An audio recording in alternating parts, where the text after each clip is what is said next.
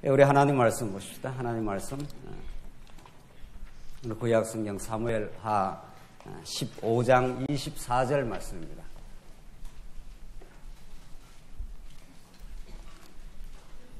우리 하나님 말씀 구약 성경 사무엘하 15장 24절 말씀입니다. 찾으신 줄 알고 봉독 드리겠습니다. 보라, 사독과 그와 함께한 모든 레위 사람도 하나님의 언약궤를 메어다가 하나님의 궤를 내려놓고 아비아달도 올라와서 모든 백성이 성에서 나오기를 기다리도다. 왕이 사독에게 이르되, 보라, 하나님의 궤를 성읍으로 도로 메어가라. 만일 내가 여호와 앞에서 은혜를 입으면 도로 나를 인도하사 내게 그 궤와 그 계신 데를 보이시리라. 그러나 그가 이와 같이 말씀하시기를, 내가 너를 기뻐하지 아니한다 하시면 종이 여기 있사오니 선히 여기시는 대로 내게 행하시옵소서 하리라. 우선 26절까지 봉독드렸습니다. 우리는 지금 사무엘 상하 말씀을 통해서 하나님이 이미 오래전 언약하신 대로 다윗 왕국을 창건하시고, 오늘 본문 말씀은 그 한 번 창건한 그 나라를 다윗과 그 백성들, 그 주변의 척건들이 스스로의 지혜와 능력으로 그 나라를 지켜가게 하는 것이 아니라 하나님이 한번 세우실 뿐만 아니라 그 나라를 끝까지 하나님께서 어떤 경우에도 하나님의 언약에 신실하셔서 그 나라를 보호해 가신다 하는 그 메시지를 우리가 듣고 있습니다. 이게 11장부터 사무엘하 24장의 내용입니다. 그러니까 여러분들 우리가 성경을 볼 때마다 오늘 15장, 16장 뭐 이렇게 시간 되는 대로 하지만은 여기에 이렇게 집중을 하면 안 됩니다. 물론 이 본문 자체를 잘 따라가는 건 필요하지만은 이 본문이 전체 전후 맥락이 어떻게 되어 있고 사무엘 상하 전체 주제가 무엇이고 사무엘 상하를 감싸고 있는 역사서 전체, 성경 전체가 무엇을 가리키고 있는가, 거기에 늘 초점이 가 있고 오늘 본문을 지금 읽어 나가는 거죠. 지금 오늘 우리가 사무엘 상하를 하지만 지금 창세기부터 여기까지 쭉 연속적으로 우리가 강론을 해왔다. 이렇게 늘 우리 말씀을 이해하는 것이 성경의 진의에 우리가 다다르는 길입니다. 그렇지 않으면 오늘 본문을 통해서도 뭐 다윗의 이 고난 중에서도 다윗의 신앙이 얼마나 찬란했느냐, 다윗의 신앙을 본받으십시다, 뭐 이런 이야기가 나온다는 거죠. 오늘 본문에 나타나는 다윗의 이 거룩하고 아름다운 그 신앙의 모습들이 순환 속에서 나타나는데, 그것이 다윗이 의롭다든가 다윗이 신앙이 좋아서 그렇게 된 건 아니지 않습니까? 그걸 우리가 잘 알고 있지 않습니까? 그러니까 그런 것이 이 성경의 주 메시지가 아니라 하나님께서 한번 세운 다윗 왕국, 다윗을 왕으로 등극을 다 시켰지 않습니까? 그러나 하나님께서 다윗을 다윗되게 하시고 다윗의 입에서 진짜 여호와 하나님이 어떤 분인가를 깊이 깨닫게 하시려고 이 시련을 허락을 하신 거죠. 그러니까 다윗에게 지금 불어닥친 엄청난 이 폭풍 같은 그 시련은 다윗을 미워해서도 아니요, 다윗을 어떤 하나님께서 힘들게 하려고 한 것이 목적이 아니라는 겁니다.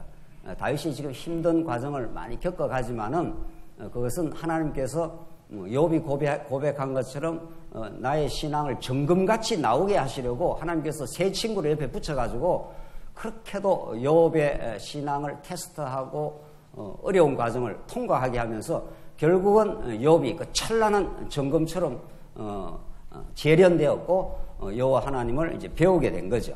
그게 하나님께서 역사를 섭리하는 목적입니다. 여러분과 저를 이 고단한 이 세상 가운데 두시고 섭리하는 그 목적이 거기 있다는 거죠. 여호와 하나님이 얼마나 능력 많으시고 긍휼과 자비가 풍성한 분인가를 우리가 이렇게 대충 이론적으로 이렇게 안 것이라 하지 않습니다.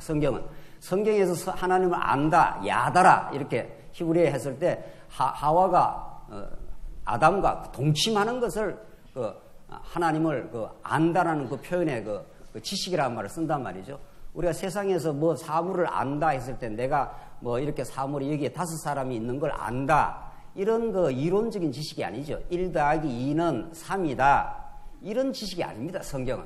그걸 알았다고 해서 내 인생이 변하는 게 아닙니다. 그런 것은 객관적 사실이야 하는 걸 알 뿐이죠. 예수가 그리스도를 안다는 건 생명적 지식이기 때문에 그분을 진짜 알면 내가 그분 앞에 반응을 하게 되어 있습니다. 그분이 나의 삶의 주관자라는 거기 때문에 내 주인이 바뀌는 거죠.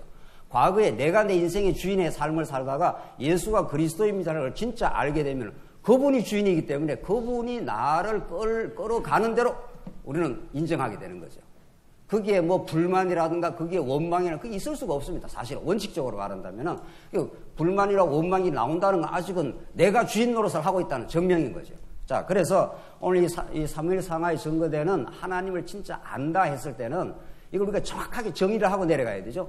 안다고 했을 때는 그 안다는 것이 아는 건 아는 거고 생각하는 건 따로 하는 걸 안다 그러지 않다. 진짜 야다로서 헬라어의 기노스코로서 하나님을 안다 했을 때는 그분이 주권자요, 그분이 내 삶의 주인이요, 역사의 진정한 주관자임을 진짜 성복하는 겁니다. 성복했기 때문에 내가 그분의 하는 일을 다 인정하게 될 수밖에 없습니다. 맞습니다. 당신이 나를 가난하게 하시면 가난한 게 뜻입니다. 나를 부유하게 하시면 부유한 것이 뜻입니다. 이렇게 우리가 하나님의 말씀을 진짜로 알게 되었다 했을 때는 그런 것을 의미하는 거지 이론적으로 뭐 성경을 많이 안다는 걸 성경을 안다고 하지 않습니다. 자, 그래서 다윗의 신앙을 여기서 뭐 본받아라는 게 아니라 하나님이 그 시련 가운데서 어떻게 다윗을 섭리하신 여호와 하나님이신가? 그가 진짜 역사의 어떤 주관자이신가? 다윗의 그 참혹한 죄에도 불구하고 어떻게 다윗을 지키고 은혜를 베푸시고 보호해 나가시는 긍휼과 자비가 많으신 분인가를 지금 우리에게 가르쳐주는 중이죠. 오늘 사무엘 상하가. 그것이 장차 오실 메시아를 통해서 확정이 되는 거 아니겠어요? 이 모든 사무엘 상하의 메시지는 장차 우리의 진짜 교회의 머리가 되시는 또 우리를 긍휼과 자비로 사랑하시는 분이심을 정말 지극한 분이심을 우리에게 깨닫게 하여 그분 안에서 마음의 평강과 감사와 기쁨이 넘치게 하는 거죠. 자, 오늘 본문은 자, 다윗이 우리 지난 시간 그 압살롬의 반역에 의해서 지금 다윗이 도무지 왕의 그 자리에서 밀려나는 겁니다. 지금 그것도 세상에 엄청 사랑하는 그 아들의 반역에 의해서.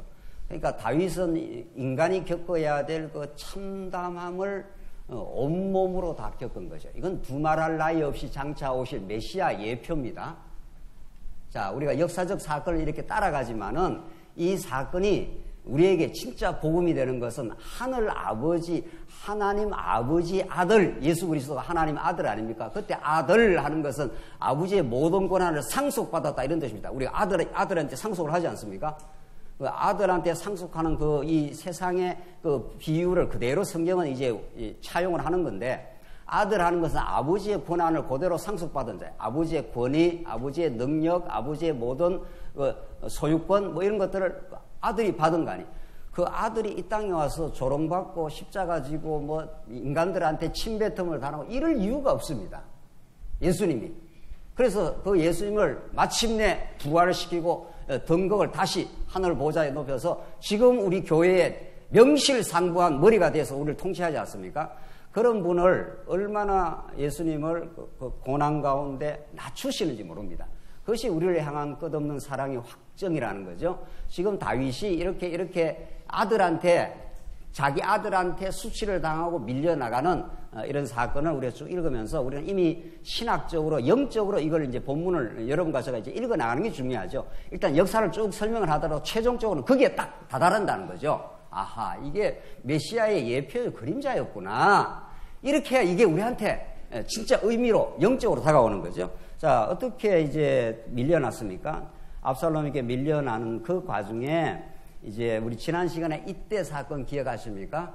하나님께서 이렇게 밀려는 나지만은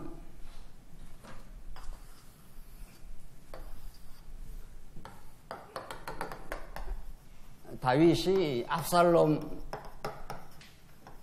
지금 오늘 15장, 16장, 17장은 이 드라마 같은 그 언약 성취의 역사를 지금 보여주는데 지금 압살롬이 점점 백성의 마음을 훔쳐가지고 압살롬이 아주 세력을 얻습니다. 그래서 다윗이 그 세력을 얻은 거 보고 뭐 너무도 놀라는 거죠. 그래서 도저히 당해낼 수가 없습니다. 이미 압살롬이 여러 해 동안 그 작업을 해왔습니다. 여러 해 동안. 그래서 이 뭐 정치 공작을 해온 거죠.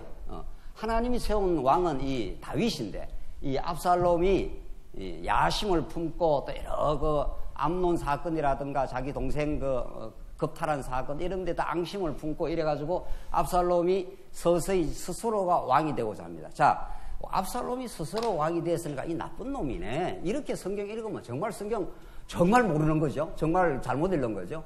압살롬이 지금 왕 되고자 하는 이런 치밀한 정치 공작적인 이 시도 이 자체가 다 인간의 보편적 죄악입니다. 여러분은 저가 정확하게 하고 있는 일입니다. 누구나 신이 되고자 하는, 왕이 되고자 하는. 아담이 타락한 이후에 누구나 권력 지향적입니다. 누구나. 이거는 뭐 너나 할 거 없습니다. 뭐 김경 목사든 누구든 뭐 너나 할 거 없습니다. 하나님께서 은혜로 붙들어 주기 않으면은 누구나 권력 지향적입니다. 권력을 힘을 쥐고 싶은 거죠. 그래서 모든 인류가 다 그렇다는 거죠. 뭐 압살롬도 그 하나의 대표적인 예일 뿐입니다. 그래서 백성의 마음을 훔쳤고 이미 작업이 다 끝났습니다. 그걸 다윗이 뒤늦게 안 거죠. 그래서 여기다가 다 죽게 생겼다. 이래서 이제 피신을 하게 된 겁니다. 자, 피신을 하는데 어떤 일이 생겼습니까? 우리 지난 시간. 이제 여기 이제 드라마가 연출이 됩니다. 여기 있는데, 이때라는 그 충신이 하나 있었는데, 이때는 이미 이제 세력은 이쪽으로 다 기울어졌습니다. 뭐 싸워가고 되는 일이 아닙니다. 그러니까 다윗이 뭐 다윗도 백전노장 아닙니까? 딱 이 판서를 읽으니까 아이고 안 되겠다 싶어서 이제 피신을 한 거죠. 근데 이때가 나타나가지고 다윗에게 이제 충성을 이제 맹세를 합니다. 이런 하나하나 사건들이 하나님이 다윗 왕국을 아주 버리지 않았다 하는 것을 아주 실감나게 보여주는 사건입니다. 이미 뭐 모든 세력이 지금 압살롬에게 다 붙어버렸는데 다윗한테 붙어갖고는 안 되는 거 아니겠어요?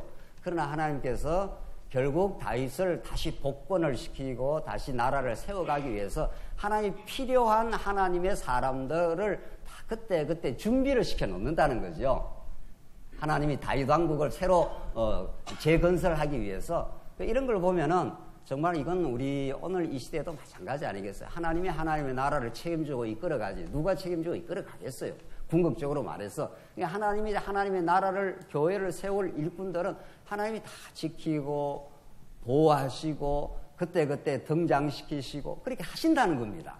그게 그런 것들이 우리가 이렇게 영적으로 깨달아져서 아 진짜 이렇게 하네, 우리 가정을 이렇게 지켜주시네, 이렇게 우리 교회를 지켜주시네, 이런 것들이 실감나게 오늘 본문을 읽으면서 그렇게 깨달아가는 게 중요한 거죠. 자, 오늘 본문은 이때 사건 이후에 사독과 그 제사장들이 언약궤를 가지고 다윗을 따라가려고 하는 겁니다.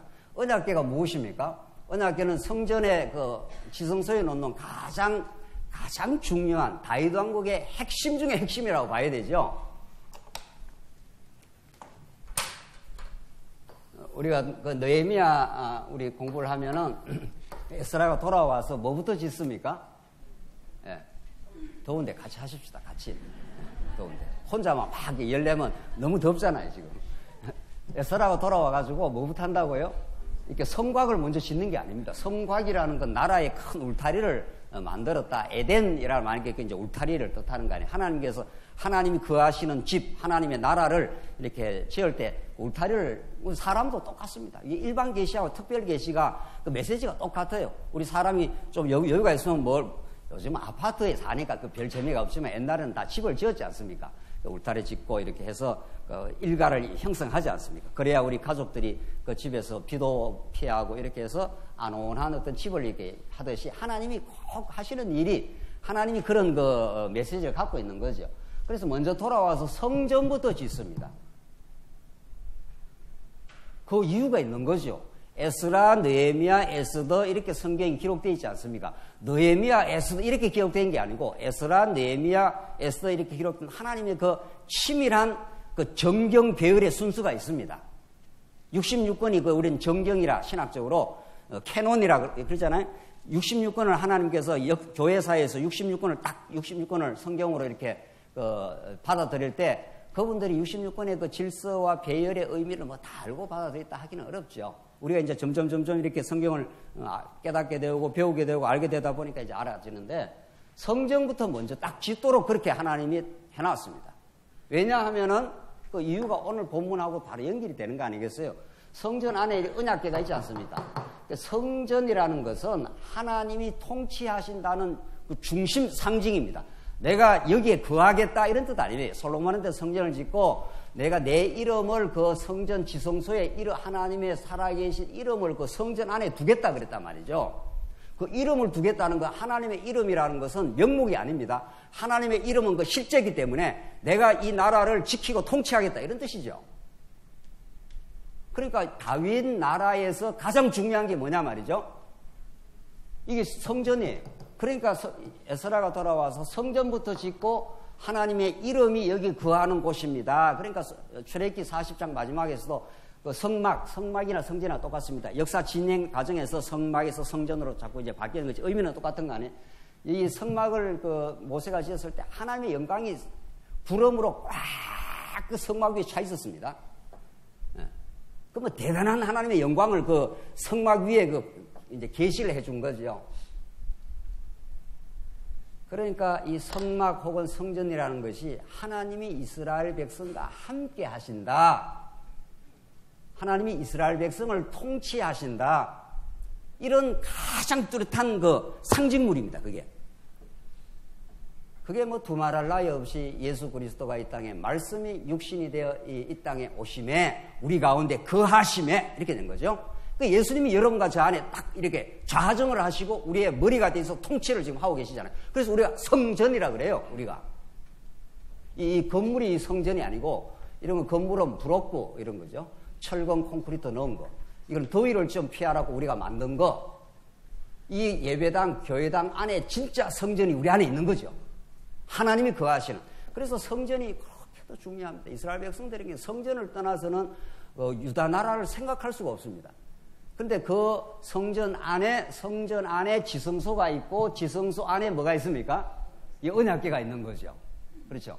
이 언약궤가 만약 없으면 이거 성전은 뭐 꽝입니다. 네. 그래서 그 언약궤라는 게 하나님이 은혜를 베푸시는 시온소라 그러기도 하고, 그래서 이 언약궤가 언제나 중요하다. 다윗이 자기가 이제 궁궐을 짓고 했을 때 언약궤를 가져오게 하지 않습니까? 다윗은 그걸 정확하게 아는 겁니다. 자기 나라로서 정체성을 유지하려면 뭐가 필요하다고 안 겁니까? 같이 하십시오. 예, 뭐가 필요하다고요? 언약궤가 필요한 걸 다윗이 딱 알고 있기 때문에 언약궤를 가져오려고 그렇게 애를 쓴 겁니다. 자, 오늘 그래서 이게 지금 사독과 그 제사장들이 다윗이 축출되어서 지금 쫓아나가니까 사독과 이 사람들이 이게 다윗이 축출되기는 하지만은 지금은 축출되지만 다윗이 진짜 왕인 걸 나름대로 알지 않습니까? 이 사람들이. 그러니까 언약궤를 가지고 따라가는 겁니다. 지금 당신이 왕입니다. 진짜 지금 이렇게 된 거죠. 근데 다윗이 뭐라고 지금 그 반응을 하는가 한번 보십시오. 24절. 보라, 사독과 그와 함께한 모든 레위 사람이 다 그 제사하는 사람들 아닙니까? 레위 사람도 하나님의 언약궤를 메어다가 하나님의 궤를 내려놓고 아비아들도 올라와서 모든 백성이 성에서 나오기를 기다리로다. 왕이 사독에게 이르되, 보라, 하나님의 궤를 성읍으로 도로 메어 가라. 이게 지금 다윗의 그 반응이 그 예상을 뛰어넘는 반응이 나옵니다. 일반적으로 생각을 한다면 다윗이 지금 축출되어서 참 그 어려운 지경에 지금 빠졌는데 그 신하들이 아주 충성스러운 신하들이요. 사독과 그 레위 사람들이 내가 우리 언약궤를 먹고 당신을 따라가겠습니다. 이렇게 따라온 거 아니에요, 지금. 그러면 일반적으로 생각하면은 다윗이 굉장히 지금 공공한 상태입니다. 너무도 힘들고 공공한 상태에 지금 몰려 있는 겁니다. 그러면 그걸 따라온다면은 그걸 예스 해야 될 것 같은데 그렇게 안 합니다. 자, 여기에서 하나님이 다윗을 이 공공하고 어려운 시련 가운데서 다윗을 지켜주신다는 겁니다. 이게 참 놀라운 사실은 하나님이 가장 이스라엘 백성들이 그 70년 포로 잡혀가기 직후 가장 그 남쪽 유다가 역사상 가장 큰 시련을 겪을 때, 그때 하나님이 어떻게 그 남쪽 유다를 하나님께서 그 은혜로 보호하시고 그들과 함께 해줌을 가르쳐 주셨습니까? 이스라엘 1500년 역사, 아브라함 이후에 약 한 1500년 역사인데 가장 시련의 역사가 이제 그 후에 이 다윗 솔로몬 이후에 열왕들이 쭉 나오고 한 몇백 명 지나가지고 생긴 건데, 그때 가장 하나님께서 이스라엘 백성들을 사랑하시는 징표가 가장 많은 선지자를 보낼 때입니다. 그때가 아주 이사야는 조금 전이고 예레미야, 에스겔 망하고 나서 집중적으로 그때 선지자를 소선지자를 포함해서 그 말은 무슨 말입니까? 가장 남쪽 유다가 시련과 어려움에 처해게는 있지만은 가장 강력하고 소중한 말씀이 하나님으로부터 떨어진다 이런 뜻입니다. 이게 놀라운 복인 거죠. 여러분과 저의 삶의 현실이 어려워서 어려운 게 아닙니다.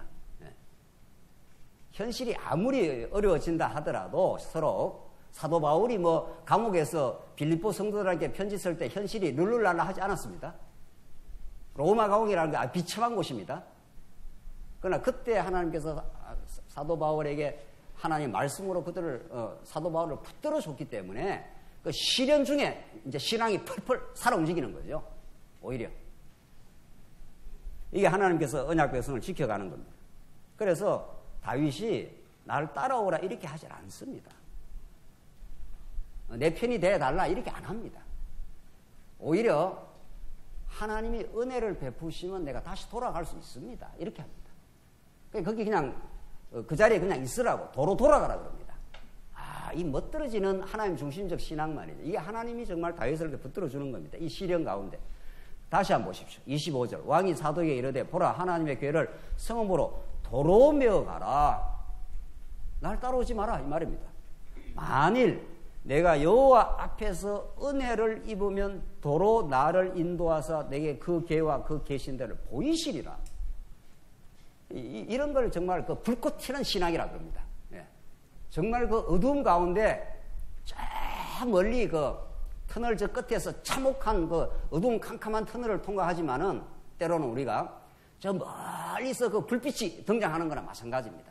신앙이 그런 겁니다. 원래 신앙은 정말 우리가 왜 사람이 어려운 일을 겪어봐야 그 사람의 본성이 드러난다 하지 않습니까? 평소에 다 좋고 어쩌고 저쩌고 하는 사람도 화장실 들어갈 때하고 나올 때하고 다른 거지요. 이 어려운 비유를 잘 이해를 못 하시는 거예요. 그만큼 인간이 연약합니다. 평소에 사람 좋고 어쩌고 저쩌고 해도 말이죠. 공궁에 몰리기 시작하면은 별 볼 일 없는 게 우리 인생이라는 거 아닙니까? 하나님께서 다윗 별 볼 일 없이 지금 공공하게 밀려가는데 하나님께서 다윗에게 이런 그 찬란하고 아름다운 신앙을 이렇게 줄 수가 없습니다. 우리도 마찬가지인 거죠. 지금 문제는 현실이 아니라 그 현실 속에 하나님이 어떻게 말씀으로 붙들어 주시느냐가 문제인 거지 언제나. 지금 다윗의 고백에 하나님이 여호와 하나 이 진짜 여호와 신앙입니다. 내가 여호와 앞에서 은혜를 입으면 했지 않아서 이걸 크게 하나 쓸까요?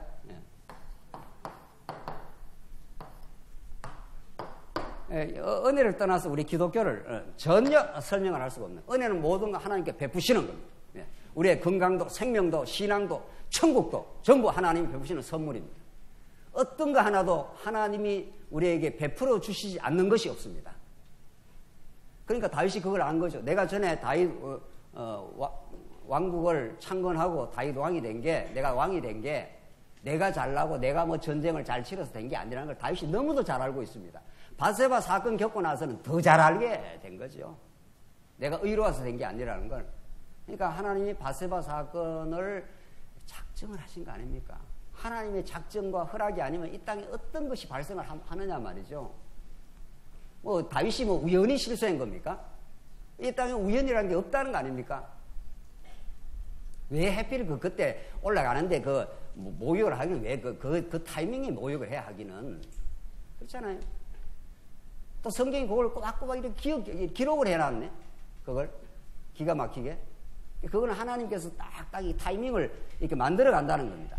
여러분과 저의 인생의 역사 가운데 어떤 것도 하나님의 치밀한 놀라운 계획적 섭리가 아닌 게 없다는 거죠. 그래서 다윗이 바세바 사건을 겪고 통곡을 하는 거죠. 지금 기가 막힌 지금 아들한테 쫓겨나는 이런 비운을 지금 겪고 있는 거 아닙니까? 그런데 놀라운 것은 하나님이 그걸 허락을 했다는 것이고 이 속에서 다윗을 담금질을 하고 있는 겁니다. 뜨거운 물에 넣었다가 뜨거운 용광로지요. 용광로에 넣었다가 찬물에 넣었다가 뜨거운 용광로에 넣었다가 찬물에 넣었다가 이걸 한두 번 반복을 하는 게 아니죠. 이래야 찬란한 복음이 나온다는 거죠. 그래서 여러분과 저에게 불같은 시련이 때때마다 찾아옵니다. 우리 교회도 그렇게 불같은 시련이 옵니다. 그걸 이상하다 하지 말라는 거예요. 지금 서신서 기자들은 그런 게 찾아왔을 때 왜 내게 이런 게 오냐 이렇게 이상하다 하지 마. 당연히 올 게 왔다 이렇게 생각하라는 거예요. 성경은. 그게 하나님의 궁극적 사랑의 손길이요. 우리를 다듬어 가시고 우리를 정금같이 만들어 가시는 정말 놀라운 하나님의 뜻이니까. 지금 다윗의 신앙 고백을 한번 보십시오. 세상에. 이게 이렇게 공공한 다윗이 할 수 있는 이야기입니까? 일반적으로 말하면 아이고 우리 뭐 날 따라오고 언약 깨고 따라온다는 건 다윗이 왕이라는 건데 왕인 걸 입증하는 결정적인 그 근거인데 그 다윗이 거기서 좋아해야 되고 따라오라 그래야 될 것 같지 않습니까? 다윗이 그렇게 안 합니다. 이때 정말 하나님이 다윗을 하나님 중심적으로 여호와 신앙을 하나님 주신 거죠. 그래서 은혜를 입으면 도로 나를 인도하서 내게 그 계와 그 계신대를 보이시리라. 하나님 은혜가 있다면은 나를 다시 돌아간다. 이게 뭐 다윗이 믿어져 버린 겁니다. 이런 걸 진짜 믿음이라 그러고 하나님이 여호와께서 주시는 믿음의 선물이라 그러고 이것이 세상이 감당하지 못하는 믿음이라 그러는 겁니다. 이게 정말 여러분과 저에게 그런 믿음이 필요한 거죠. 예. 현실이 잘 되는 게 뭘 필요한 게 아니고 따지고 보면 다 우리 먹고 살만큼 사는 거죠. 26절 그러나 그가 이와 같이 말씀하시기를 내가 너를 기뻐하지 아니하신다 하시면 다윗이 하는 거죠. 하나님이 이 일을 기뻐하지 않으면 나는 뭐 끝장나도 그뿐입니다. 지금 그 말 아니에요. 참 이건 정말 너무도 찬란하고 아름다운 신앙입니다. 여러분과 저에게 진짜 이런 신앙이 있기를 바라는 거죠. 우리가 내가 너를 기뻐하지 아니하신다 하시면 하나님이 은혜를 베풀면 내가 돌아갈 것이고 하나님이 다윗 너 이제 아니야 이렇게 하면은 그걸 끝이라는 거예요. 뭐 그렇다고 해서 내가 망할 일도 없고 이미 하나님의 언약 백성이 되어버렸으니까 종이 여기 있사오니 선히 여기시는 대로 내게 행하시옵소서 하리라.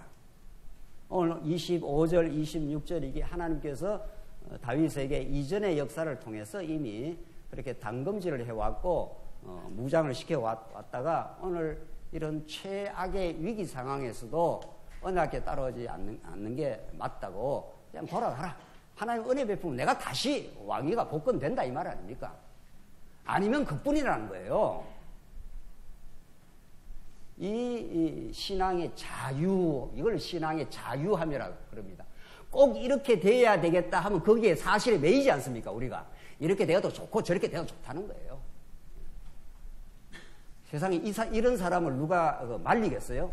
망해도 좋고 흥해도 좋다는 사람을 누가 말리겠냐고요. 내가 여기서 살아도 좋고 죽어도 좋겠다는 사람을 하나님 그런 신앙을 여호와 신앙을 주시면 세상이 감당치 못하는데 그런 표현이에요. 그래서 중요한 것은 지금 오늘 본문에서 정말 하나님께서 다윗이 지금 인생사에서 최악의 시련을 지금 겪고 있는데 최고의 신앙이 지금 빛을 발휘하고 있는 중입니다.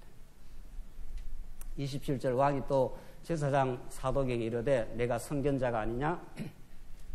너는 너희의 두 아들 곧 내 아들 아히마아스와 아비아달의 아들 요나단을 데리고 평안히 성읍으로 돌아가라. 다 돌아가라는 거예요. 28절 너희에게서 내게 알리는 소식이 올 때까지 내가 광야 나루터에서 기다리리라 하니라. 사독과 아비아달이 하나님의 궤를 예루살렘으로 도로 메어다 놓고 거기 머물러 있으니라. 그러니까 사독은 의아했겠죠. 이거 지금 왕을 따라가야 이게 뭐가 될 것 같은데 왕이 다시 돌아가서 특별한 그 소식이 있을 때까지 그냥 기다리라 이렇게 하니까 사독이야 그 당시 약간 의아했겠지만 왕이 그렇게 명령을 하니까 정말 돌아간 겁니다. 이 멋진 하나님의 드라마 같은 스토리 말이죠. 하나님께서 다윗을 왕이 되게 하시고 지금은 참혹한 말할 수 없는 간단 없는 지금 시련을 지금 겪고 있지만은 다시 예루살렘으로 하나님의 은혜면은 돌아가게 될 것입니다. 이런 신앙을 하나님께서 다윗에게 주신 겁니다. 30절 보십시오. 계속 이어지는데 30절에는 이제 유명한 이제 아히도벨과 후세 사건이 등장합니다. 자, 이때가 나타났고 사독도 있었고 이 주변에 자꾸 이 사람이 등장을 합니다. 이제 아히도벨입니다. 아히도벨과 이 후세가 등장하는데 아히도벨은 원래 다윗 편에 있었던 그 전략가입니다. 이 책사입니다. 책사. 아주 왜 참모 중에 특급 참모이지 않습니까? 이 다윗은 왕이고 왕만 있어가 나라가 되는 게 아니고 이 아히도벨이 소위 말해서 그 참모 중에 특급 참모입니다. 전략가고 이 아히도벨이 지금 다윗이 수세에 몰린다 싶으니까 어디로 지금 붙어버립니까? 예. 지금 압살롬에게 지금 전향을 하게 됩니다. 다윗으로서는 굉장히 치명적인 어려움을 겪는 거죠. 그렇잖아요. 이 아히도벨이 아주 소위 말해서 비상한 소위 말해서 특급 참모란 말이죠. 이 사람이 이쪽으로 붙어야 이 나중에 복권을 할 때 유익할 것 같은데 이 말 아닙니까? 그렇죠? 그래서 언제나 성경의 메시지, 하늘의 진리의 메시지는 우리가 생각하고 기대하는 방식과는 다른 방식으로 하나님이 역사를 하시는 거죠. 그래야 그게 나중에 지나서 하나님이 이루어졌네요 이 말이 나오지 않습니까? 다윗 옆에 전부 다 붙어버리면은 다윗이 뭐 복권될 만하니까 복권되었다 이렇게 볼 수 있지 않냐고요. 그런데 아히도벨이 이쪽으로 압살롬 편으로 지금 가게 되는 겁니다. 이게 이제 다윗에게는 굉장히 치명적입니다. 그런데 현실적으로 치명적인 어려움이 되는 것 같지만 그 속에서 하나님의 주권과 하나님의 능력이 드러나는 거죠. 언제나 그렇지 않습니까? 이게 하나님의 능력을 보여주는 메커니즘이 그렇습니다. 하나님이 전능하신 능력을 보여주려면 인간 편에서 무슨 힘이 있으면 안 되는 겁니다. 따지고 보면. 그렇잖아요. 인간 편에 조금 힘이 있는데 하나님의 능력이 드러나봐야 인간의 힘이 좀 있는데 하나님의 힘이 플러스가 되었다 이래야 될 거 아니에요. 그러니까 하나님께서 아브라함과 사라가 자식 낳을 때 싱싱하고 건강할 때 말이 조금 이상하네요. 네. 생산 연력이 있을 때, 이럴 때 애를 자꾸 낳아야 생육하고 번성이 될 거 아니에요. 근데 호흡백발이 다 돼가지고 지금 경수도 다 끊어지고 말이죠. 되는 일이 있냐고요, 세상에. 여러분과 저한테 되는 일이 그래 많습니까?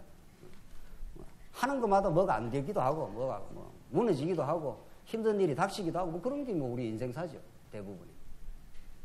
그래서 아브라함과 사라가 엄청 하나님을 불신앙합니다. 웃었다는 거 아닙니까? 하나님의 전능하심을 아주 비웃었다는 거 아니에요? 무슨 소리 합니까? 하나님 지금 내가 지금 경수가 다 떨어지는데 아들을 낳다니. 이렇게 인간의 힘을 제로로 하나님께서 풀어버립니다. 아주.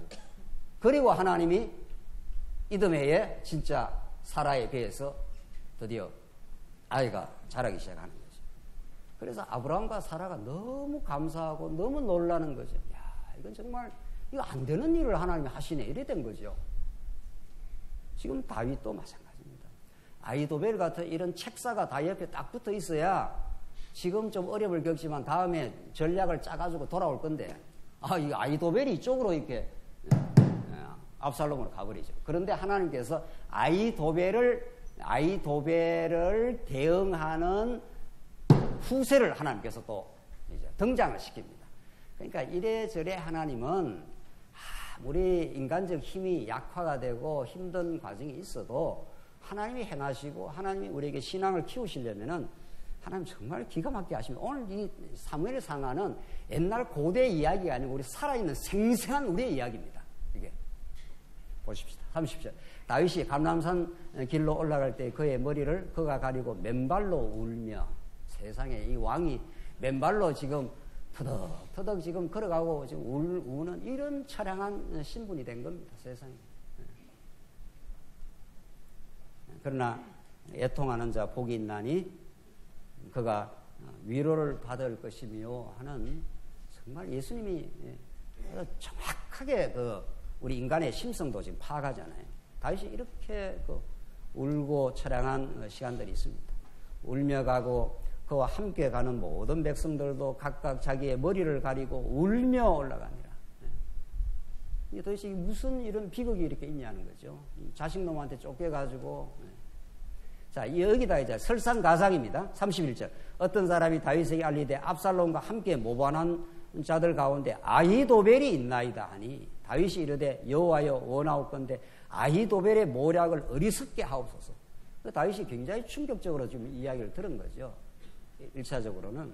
그래서 다윗이 너무 이게 황망한지라 여호와께 기도를 합니다. 아히도벨의 모략을 어리석게 하옵소서. 이 기도가 그대로 하늘에 상달이 된 거죠. 진짜. 왜냐하면 다윗 왕이 이게 진짜 왕이 돼야 되고 압살롬은 하나님이 세운 왕이 아닙니다. 그렇잖아요. 예. 다윗을 이어갈 왕은 솔로몬으로 하나님께서 내정을 해놨습니다. 하나님이 딱 정해놨기 때문에 압살롬이 자기가 왕이 되려고 죄악된 생각을 지금 하고 있는 뿐이죠. 그래서 하나님 앞에 이 아히도벨 책사가 저쪽에 붙었다는 소식을 듣고 다윗이 기도하게 되죠. 그래서 우리 모든 삶 속에 공고가 찾아왔을 때 우리의 신음이 기도입니다. 사실 하나님 어떻게 할 수가 없습니다. 어떻게 내 힘으로는 이 난관을 헤쳐나갈 길이 없습니다. 하나님이 난관을 주시면 내가 못 헤쳐나갑니다. 그 앞에 털썩 주저앉아가지고 우리가 하나님이 의지하고 기도하고 하나님이 행해 주십시오라고 그렇게 하나님께서 기도하는 신앙을 하나님께 만들듯이 뭐 다윗이 어쩔 도리가 없는 거죠. 여호와여 원하옵건대 아히도벨의 모략을 어리석게 하옵소서. 아히도벨이 모략이 대단한 사람인데 압살롬이 붙어가 있으니까 하나님이 그걸 모략을 없애줘야 되지. 하나님이 등장하지 않으시면 할 수가 없습니다. 라고 전적으로 하나님을 지금 의지하는 거죠. 그런 이 신앙입니다. 여러분과 제가 우리 인생사에, 가정사에, 우리 교회 역사에 하나님이 우리 교회를 지켜주십시오. 하나님이 우리 모든 성도들에게 하늘의 지혜를 주십시오. 우리가 무슨 전략 짠다고 교회가 세워지는 게 아닌 걸 우리가 알고 있습니다.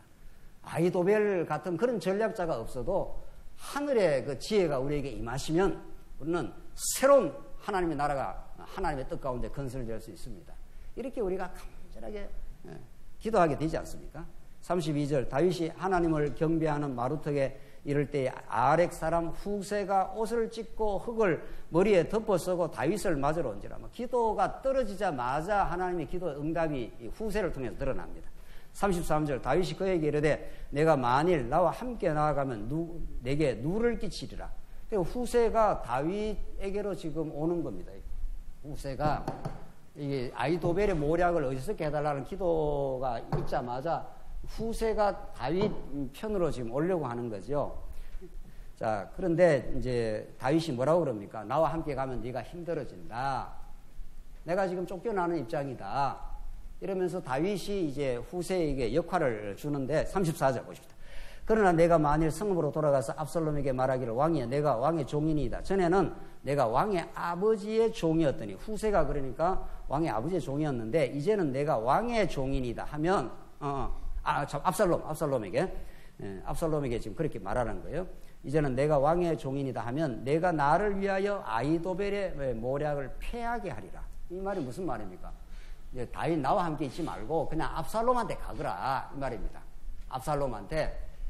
자, 그러면 35절 사독과 아비아달 두 제사장이 너와 함께 거기 있지 아니하냐? 사독과 아비아달도 원래 그 언약궤를 메고 돌아갔지 않습니까?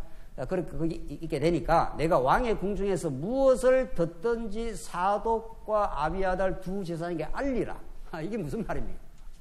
그러니까 지금 다윗이 후세한테 하는 이야기가 후세가 다윗에게 당신하고 내가 따라가겠다 그러니까 내한테 오지 마라. 내가 지금 나도 내 하나를 감당하기 힘들다. 그러니까 네가 이 압살롬한테 가서 이제 내가 왕의 아들 당신의 종이 됐습니다. 옛날에는 내가 다윗의 종이었지만은 당신 편에 있다.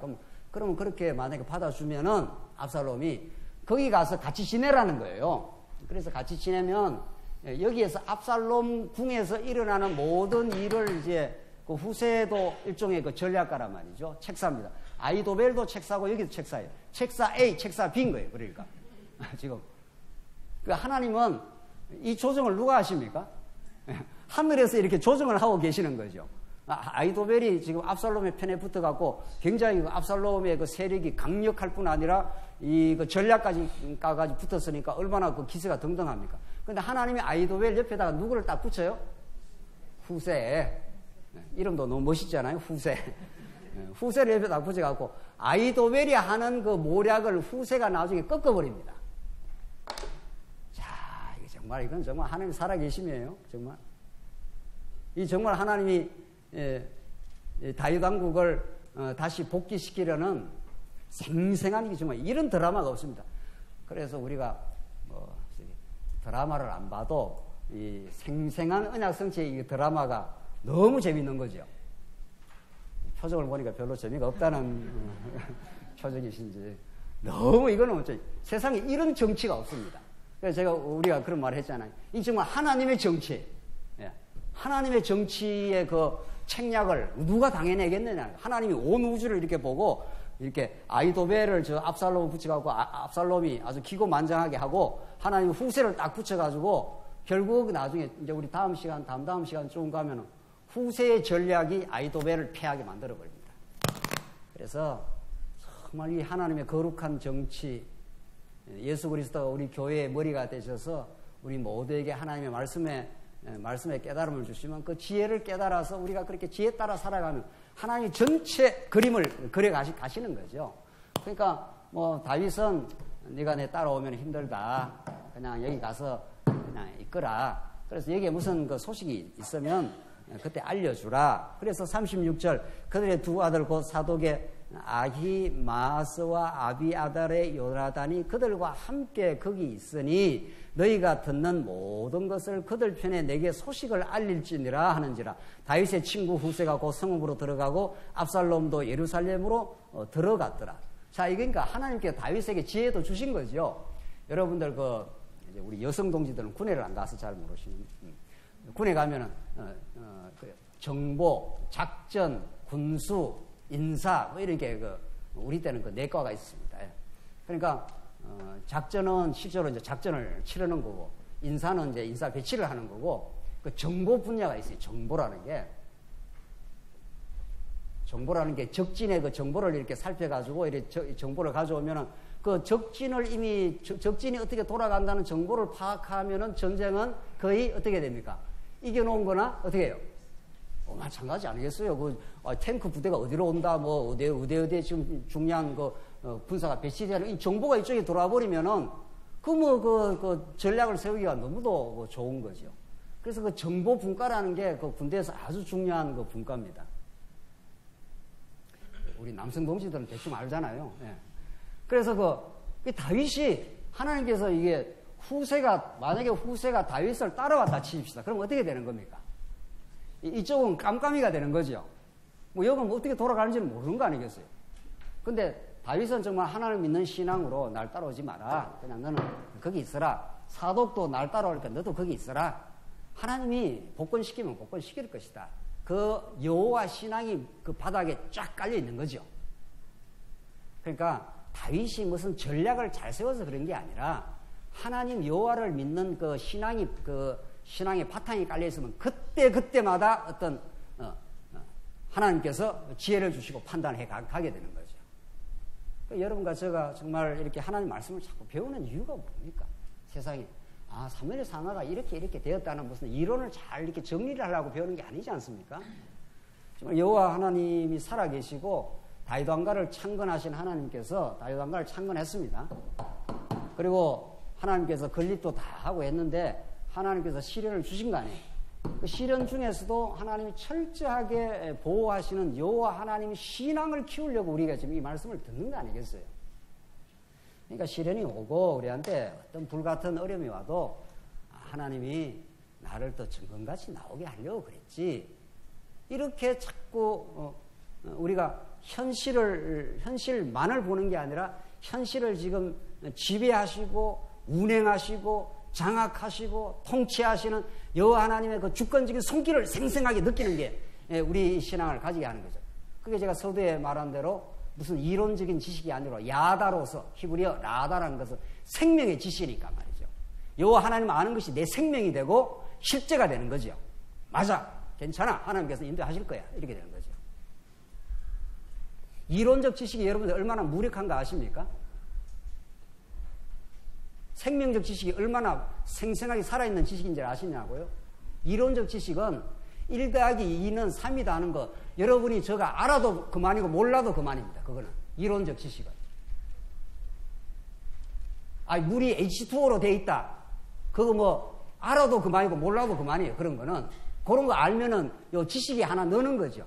물이라는 거는 뭐 산소, 그것도 잘 모르겠네. H가 뭡니까? 산소입니까? 수소입니까?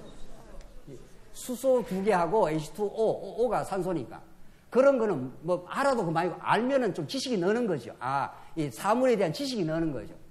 성경 지식은 정말 그런 게 아닙니다. 우리가 지금 오늘 깨닫는 이 진리의 지식은 이는 생명의 지식이기 때문에 여러분의 자녀가 지금 예를 든다면 여러분의 자녀가 지금 전쟁이 일어나는데 전쟁의 병사로 가 있다는 그런 지식이에요. 여러분과 저의 자녀가 지금 전쟁이 일어났단 말이죠. 전쟁, 6.25 전쟁 같은 게 일어났다. 그거 일어날 수 있습니다. 언제라도. 일어나서 자식이 지금 군대에 나갔다. 그러면 그 자식이 죽는지 죽었는지 살았는지는 알아도 그만이고 몰라도 그만입니까? 우리 고명하신 권사님한테 물어봐야죠. 또. 자식이 지금 전쟁에 나가 있는데 자식이 그 소식이 알아도 그만이고 몰라도 그만이고 이렇게 반응을 그렇게 하느냐고요. 우리가 반응을 어떻게 합니까? 우리 고명하신 권사님.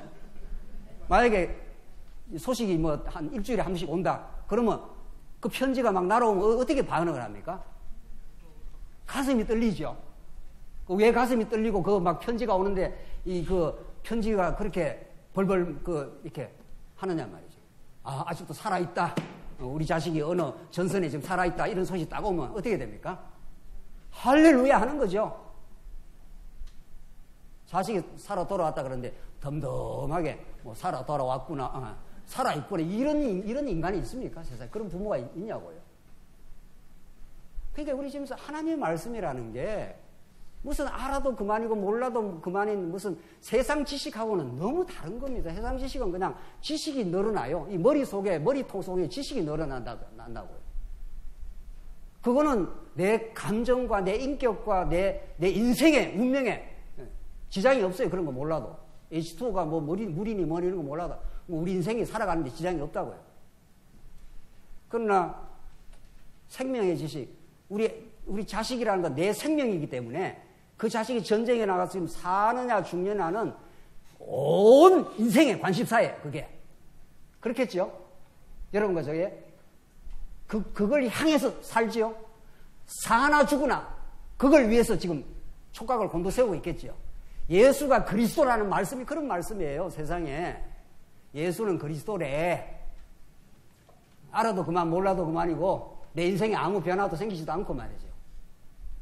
그거 안다고 해서 무슨 대단한 무슨 돈 생기나 말이지. 그런 정도 지식입니까 그게? 예수는 우리의 왕이십니다. 그분이 나를 위해서 죽어주셨습니다. 이거는 초미의 관심사입니다. 우리의. 그렇지 않습니까? 우리 오늘 말씀 듣는 아주 이건 직접적인 관심사예요. 이거는 내가 못 들으면 죽는다 말이죠. 우리 자식이 죽었는지 살았는지 이런 소식이에요. 도대체 우리가 말씀을 과거에 들어왔고 어떻게 지식을 이렇게 확장을 해왔는지 하나님 말씀 잘 아는 거야 좋겠죠. 그러나 그것이 내 생명이 되지 않고 내 삶의 진정한 그 주인이 되지 않고 그분이 가치가 되지 않는다면 그건 너무도 비극적인 일이에요. 이런 게 비극이 아니에요. 이런 게 비극이 아니고 세상에 하나님의 그 풍성한 무슨 말씀이 있다는데 그게 내하고 무관하게 그거 안 하면 안 하. 또 내가 내 삶의 주인이 돼서 살아간다면은 예수가 그리스도라는 걸 우리가 수천 번, 수만 번 지금 고백했지 않습니까? 그분을 우리가 생명의 주로 모셨다면은 정말 당신이 왕이십니다. 예수는 우리의 왕이십니다. 그게 예수는 그리스도입니다. 그러면 당신이 나를 죽일 수도 있고 살릴 수도 있고 아프게 할 수도 있고 건강하게 할 수도 있고 당신이 참으로 우리의 인생의 주관자입니다. 우리 교회의 머리가 되십니다. 우리 교회를 때로는 시련으로 인도할 수도 있고 하나님 다시 회복시킬 수 있는 주권이 당신에게 있습니다. 그런 그 모든 삶을 통해서 우리는 생명을 얻습니다.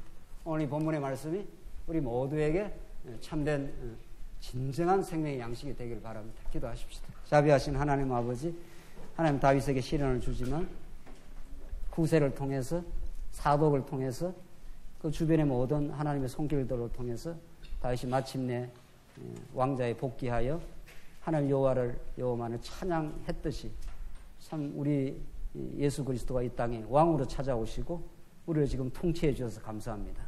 그 통치 속에 우리가 참된 기쁨과 감격과 감사가 넘치게 하시옵소서. 그래야 교회를 섬기고 우리 지체를 사랑하는 일이 참으로 우리의 생명에 근거한 기쁨이 되게 하시옵소서. 예수님 이름으로 기도하옵나이다. 아멘.